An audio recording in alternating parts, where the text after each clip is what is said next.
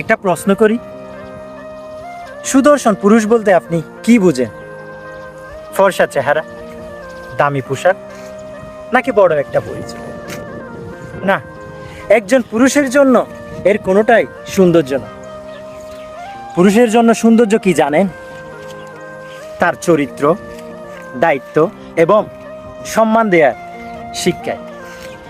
চেহারা দেখে মানুষ বিচার করা বন্ধ করুন। সমাজ বদলাবে সেদিন যেদিন পুরুষের মূল্য হবে তার দায়িত্ব আর মানবিকতায়।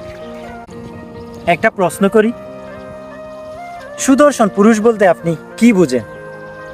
ফর্সা চেহারা, দামি পোশাক, নাকি বড় একটা পরিচয়? না, একজন পুরুষের জন্য এর কোনোটাই সৌন্দর্য না।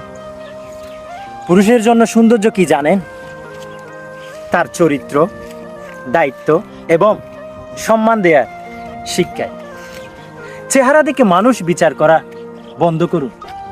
সমাজ বদলাবে সেদিন যেদিন পুরুষের মূল্য হবে তার দায়িত্ব আর মানবিকতায়।